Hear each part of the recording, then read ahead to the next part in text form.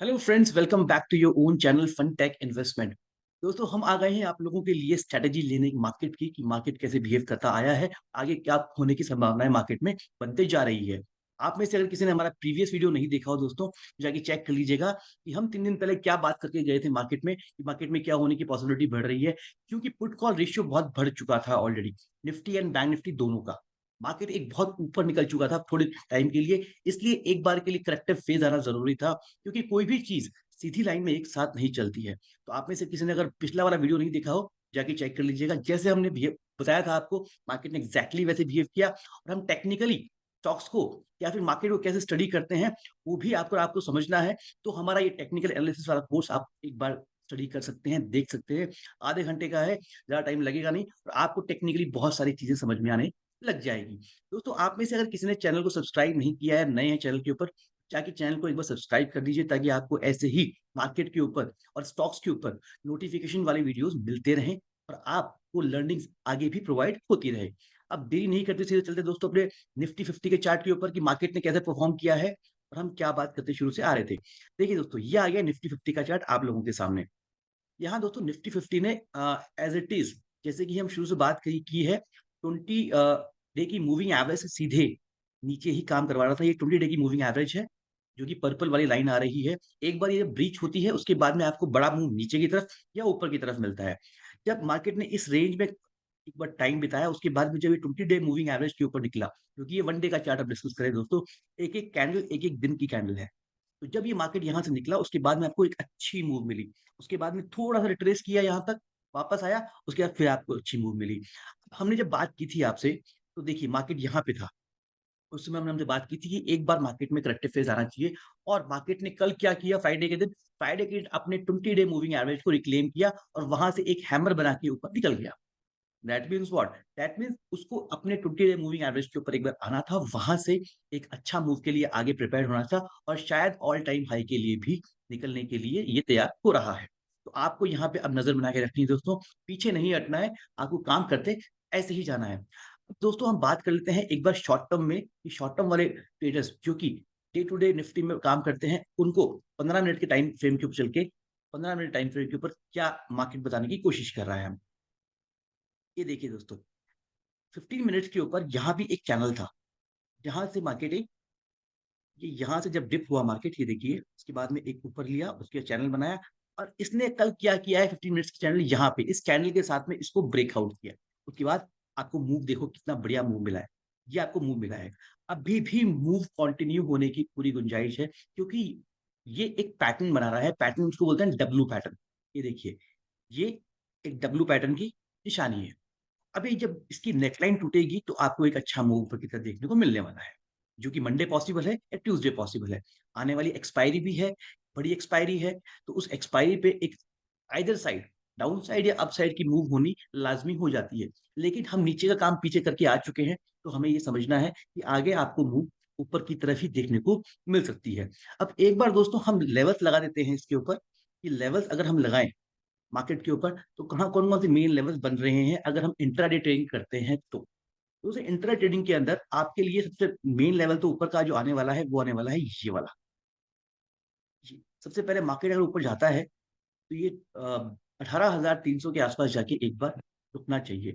उसके बाद अगर ये ब्रीच होता है यहाँ से, आपको नेक्स्ट मूव जो मिलेगा वो मिलेगा ये वाला, जो अभी रिसेंट हाई था। उसके बाद में हम ऑल टाइम हाई के लिए मार्केट में चलने के लिए तैयार हो जाएंगे। अब एक बार हम ऑप्शन चेन को भी डिस्कस करेंगे, उससे पहले नीचे के लेवल्स हम लगा लें अगर। ये देखिए, नीचे के लेवल्स, अगर नीचे मार्केट आता है, सबसे पहला सपोर्ट इसको जो मिलेगा मार्केट को, वो मिलेगा इस लेवल के यहाँ, जो कि आता है 18,120। इसके नीचे मार्केट गिरता है, तो हमें एक अच्छा नीचे की तरफ मूव देखने को मिल सकता है। लेकिन अभी जो प्रोबेबिलिटी बन रही है, वो बन रही है ऊपर के मूव की ही। इसलिए बी रेडी। अब इसको अपन ऑप्शन चेन पे चल के भी एक बार डिस्कस करते हैं कि ऑप्शन चेन क्या बता रही है मार्केट। दोस्तों, ये आ गए हम ऑप्शन चेन के ऊपर, जहां पे आप देख रहे हैं कि यहाँ पे पुट कॉल रेशियो, जो कि बहुत इंपॉर्टेंट होता है, निफ्टी का पुट कॉल रेशियो है 0.85। That means what, that means की कॉल राइटिंग बहुत एग्रेसिवली हुई हुई है, जो कि इस लेवल पे है। ये जो लेवल आ रहा है दोस्तों, ये है 18,200 के ऊपर, जहाँ के हम ऑलरेडी खड़े हुए हैं। 18,200 की क्लोजिंग हमें मिली है, और वहीं पे हम खड़े हुए हैं। यहाँ पे call writing put writing almost equal quantity पे है। अगर ये ब्रेक होता है ना दोस्तों, तो आगे आपको जो हर्डल्स हैं ये देखिए 18,300, 400, 500 यहाँ भी दबा के कॉल राइटिंग हुई हुई है। इसलिए आपको इन लेवल्स के ऊपर नज़र रखनी है। सबसे मेजर लेवल है 250 टूटता है ये वाला, उसके बाद में आपको 300, 350, 400 की मूव आने वाली एक्सपायरी से पहले-पहले मिल सकती है। नीचे की तरफ बात करें तो इम्पोर्टेंट सपोर्ट जो बन के आ रहा है वो आ रहा है 18,000 पर, जहाँ पे पुट राइटिंग एग्रेसिवली हुई हुई है। ये बात हो गई दोस्तों निफ्टी के ऑप्शन चेन की, जो कि हमें स्टडी करना चाहिए। आपको भी अगर ऑप्शन चेन समझना है, सीखना है, आप सर्च कर सकते हैं गूगल पे ऑप्शन चेन होती क्या है? यहाँ पे एग्रेसिव कॉल राइटर्स या पुट राइटर्स बैठे हुए होते हैं। अब आ जाते हैं सीधे अपने बैंक निफ्टी की चार्ट के ऊपर। दोस्तों निफ्टी की जैसे ही बैंक निफ्टी ने परफॉर्म किया है, लेकिन बैंक निफ्टी ने कंपैरेटिवली बेटर परफॉर्म किया है, क्योंकि ये देखिए 20 डे मूविंग एवरेज से ये ऑलरेडी बहुत ऊपर निकला हुआ है। और ये जो उनका ऑल टाइम हाई था बैंक निफ्टी का, वो है ये वाला। जस्ट अ मिनट, वो है ये वाला दोस्तों। ये देखिए 44,000 का ही आ रहा है। ये ब्रेक होता है अगर, तो ये देखिए आपको मिल जाएगा अच्छा मूव। और उसके बाद में अगर ये चाहेगा तो एक बार 20 डे मूविंग एवरेज को टेस्ट करने आ सकता है, जो कि 43,200 के अराउंड है, लेकिन वो बहुत दूर है। निफ्टी ऑलरेडी कर चुकी है, तो बैंक निफ्टी को भी इवेंचुअली तो निफ्टी को फॉलो करना ही पड़ेगा। इसलिए हम देख रहे हैं कि बैंक निफ्टी एक बार और ऊपर की तरफ ऑल टाइम हाई ब्रेक करके ऊपर निकल सकता है। इसलिए एचडीएफसी बैंक भी अच्छा कर रहा है, आप देखेंगे आईसीआईसी बैंक भी अच्छा कर रहा है। तो ये सारे बैंक जब अच्छा करते हैं तो बैंक निफ्टी को परफॉर्म करना ही होता है। अब देखते हैं दोस्तों कि शॉर्ट टाइम फ्रेम पे क्या बताने की कोशिश हमें बैंक निफ्टी कर रहा है, जो कि मैक्सिमम ट्रेडर्स शॉर्ट टाइम पे ही काम करते हैं ऑलरेडी। ये देखिए शॉर्ट टाइम पे अगर हम लगाएं, ये एक लेवल, ये एक एंगल हमने बनाया हुआ है। एंगल ये यहाँ से जब बैंक निफ्टी आती है नीचे, ये देखिए यहाँ पे सपोर्ट लेता है, फिर निकल जाती है, उसके बाद दोबारा सपोर्ट लिया, ये लोअर लोज, ये हायर लोज, हायर हाइज बना रही है, और ऊपर में इसको रेजिस्टेंस यहाँ मिलता है। अब ये देखिए ये एक चैनल के अंदर हो गया। दोस्तों जब इस चैनल का ब्रेकआउट आएगा ना, तो बहुत अच्छा ब्रेकआउट आने वाला है।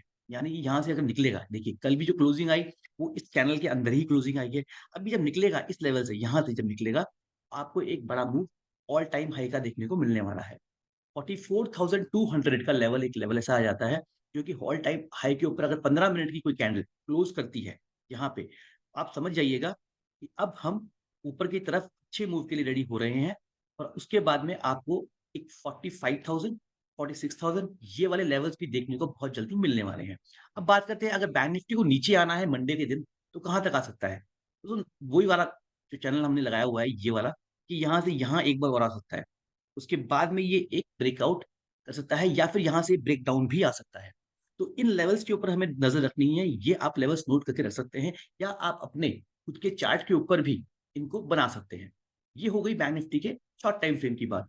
बात कर लेते हैं इसके ऑप्शन चेन की, कि ऑप्शन चेन बैंक निफ्टी में हमें क्या दिखा है। तो ऑप्शन चेन की बात करें तो पुट कॉल रेशियो जो है एक बार के लिए बैंक निफ्टी का थोड़ा-सा ओवरबॉट हो चुका है, जो कि 1.12 पे जा चुका है। और मैक्सिमम हम देखें, अगर कॉल राइटिंग कहाँ हो रखी है, तो वो हो रखी है 44,000 के ऊपर।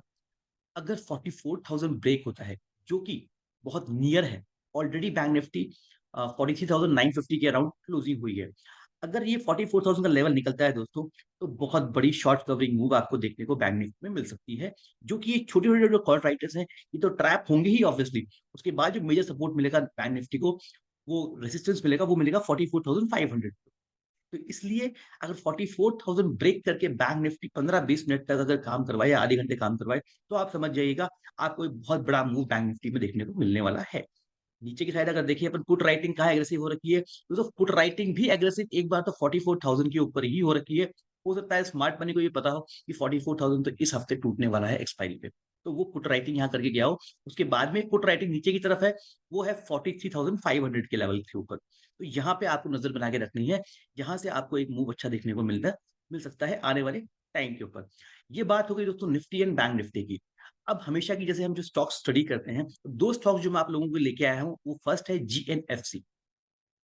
जीएनएफसी दोस्तों, गुजरात नर्मदा।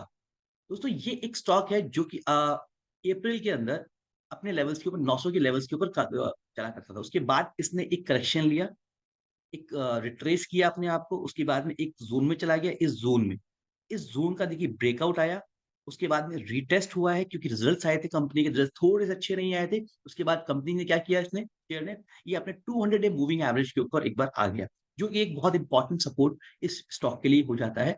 आप इसमें स्टडी करके इसको अपने पोर्टफोलियो का हिस्सा बना सकते हैं। अगर ये इस लेवल को स्टॉप लॉस आपको जो लगाना है वो लगाना है 580 के अराउंड। उसके बाद में आप देखेंगे ये यहाँ से निकलेगा, आपको अच्छी मूव ऊपर की तरफ देखने को मिल सकती है।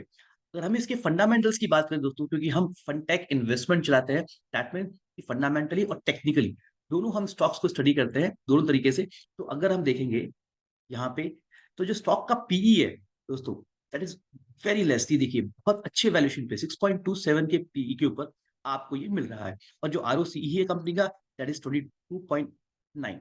दोस्तों कंपनी डिविडेंड भी बहुत अच्छा देती है। ये देखिए आप 1.69 का डिविडेंड कंपनी प्रोवाइड करती है। और इंडस्ट्री का जो पीई है का, जिस इंडस्ट्री के अंदर ये कंपनी और आती है उसका पीई ऑलरेडी बहुत हाई है। दैट मीन्स अपने इंडस्ट्री के हिसाब से ये कंपनी काफी अंडर वैल्यूएशन पे आपको आज की डेट में यहाँ मिल रही है। ये आप यहाँ बहुत इजीली देख पा रहे होंगे। इसके अलावा अगर हम इसके वो देखिए प्रोस एंड कॉन्स, देखिए कंपनी में कॉन्स कोई नहीं है, डिसएडवांटेज कंपनी में कोई दिखाई नहीं दे रहे हैं। कंपनी इज ऑलमोस्ट डेब्ट फ्री। और ट्रेडिंग जो हो रही है कंपनी में वो अपने 1.02 टाइम्स के बुक्स वैल्यू पे हो रही है। That means very good valuations you can get over here. उसके अलावा हम देखते हैं फ्रेंड्स, इसके अंदर इसकी सेल्स पार्ट, सेल्स थोड़ी सी डिप हुई है पिछले क्वार्टर से। यहाँ देखेंगे आप पिछले क्वार्टर से थोड़ी सी डिप हुई है सेल, ये देखिए यहाँ पे। लेकिन ऑपरेटिंग प्रॉफिट मार्जिन कंपनी के डिक्रीज नहीं हुए, एज इट इज उन्होंने मेंटेन किए हुए हैं। जबकि कंपनी की सेल्स तो डिप हुई है, उसके साथ थोड़े एक्सपेंसेस भी डिप हुए हैं, ये देखिए। और उसके साथ प्रॉफिटेबिलिटी भी डिप होनी चाहिए थी हिसाब से तो, लेकिन कंपनी की प्रॉफिटेबिलिटी बढ़ी है दोस्तों। ये देखिए पिछले 3 क्वार्टर के अंदर आप देखेंगे कंपनी ने प्रॉफिट्स बढ़ाए हैं। जो पैनिक एक बार के लिए आया है 2 दिन का, वो केवल और केवल रिजल्ट के बेसिस पे आया कि कंपनी की सेल डाउन हुई है। उसको रिट्रेस करना था, वो रिट्रेस करने एक बार आ गया अपने। और देखिए तो ईयर ऑन ईयर भी कंपनी अच्छा ही परफॉर्म कर रही है, अगर आप देख रहे हैं यहाँ पे। उसके अलावा हम देखते हैं दोस्तों कंपनी के प्रमोटर्स, कंपनी के प्रमोटर्स थोड़े से अपने स्टेक्स कम है उनके पास, लेकिन फिर भी कंपैरेटिवली उन्होंने अपने स्टेक्स को मार्केट में डायलूट ज्यादा नहीं किया है। एफआईआई की होल्डिंग इसके अंदर बहुत अच्छी है। ये देखिए एफआईआई की होल्डिंग कंपनी में अच्छी है, 20% की एफआईआई की holding company. That means company के ऊपर एफआईआई का अच्छा ट्रस्ट है। तो ये हमें बताता है कि कंपनी एक अच्छा आगे मूव के लिए तैयार हो रही है। इस स्टॉक पे आपको नजर रखना है। दूसरा स्टॉक जो हम आप लोगों के लेके आए हैं दोस्तों, वो है TCI, trans TCI, this is called Transport Corporation of India. दोस्तों ये भी अपने बहुत अच्छे टाइम जोन से निकला हुआ है और अच्छा कंसोलिडेट करके उसके बाद में ब्रेकआउट करके, ये देखिए यहाँ पे अपने एक ही दिन में 20 डे मूविंग एवरेज को और 200 डे मूविंग एवरेज को टेस्ट करके और ऊपर निकल गया है। दैट मीन्स ये आपको एक अच्छी मूव ऊपर की तरफ देखने को मिल सकती है। इसके अंदर स्टॉक पे नजर बनाइएगा, इसके भी रिजल्ट्स आए थे, इसलिए थोड़ा सा पैनिक इसके अंदर आया, लेकिन अपने अच्छे सपोर्ट जोन के ऊपर आके ये आज खड़ा हो गया है, ये देखिए यहाँ। अगर हम इसके फंडामेंटल्स की बात करें, तो फंडामेंटल्स की बात करें तो फंडामेंटल्स टीसीआई के बहुत अच्छे हैं। टीसीआई के फंडामेंटल्स की देखिए आप यहाँ पे, टीसीआई का जो पीई है वो भी कंफर्टेबली 15.8 पे है, जबकि आरओसीई यानी कि return on capital employed, that is 22.7%, जो कि बहुत अच्छी है। कंपनी डिविडेंड देती है ऑलमोस्ट 1% का, तो ये भी आप नजर में रख सकते हैं। कंपनी के जो इंडस्ट्री का पीई है इस कंपनी का, जो कि लॉजिस्टिक्स है, उसका है 26.5%। यानी कि अपने इंडस्ट्री के कंपैरिजन में ये कंपनी बहुत कम परफॉर्म कर रही है, जो कि आने वाले टाइम में अच्छा परफॉर्म करने वाली है। वो हम देख सकते हैं दोस्तों इसके रिजल्ट्स में। ये देखिए कंपनी के अगर हम रिजल्ट की बात करें, तो कंपनी की जो सेल्स आई है वो पिछले क्वार्टर से बढ़ के ही आई है। ये देखिए आप कंसिस्टेंट बेसिस पे कंपनी रेवेन्यूज को अपने इंक्रीज कर रही है।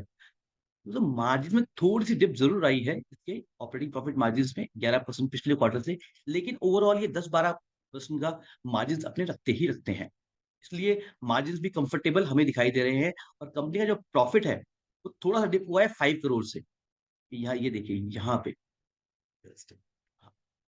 थोड़ा डिप हुआ है यहाँ पे 5 करोड़ से, लेकिन दैट इज ओके।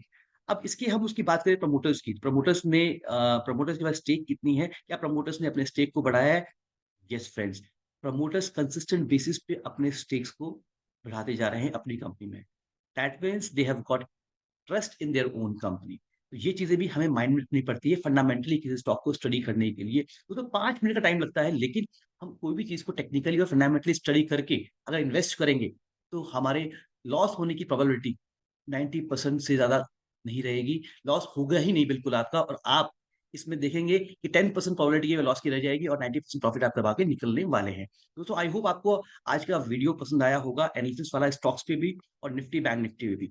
अगर पसंद आया हो तो लाइक, शेयर, सब्सक्राइब ज़रूर करके जाइएगा अपने फ्रेंड्स के साथ और फैमिली मेंबर के साथ में, ताकि आपको आगे की लर्निंग वाली वीडियोज़ हम ऐसे ही प्रोवाइड करवाते रहें। बिकॉज़ एज़ वी ऑलवेज़ से, learning is earning, so happy learning.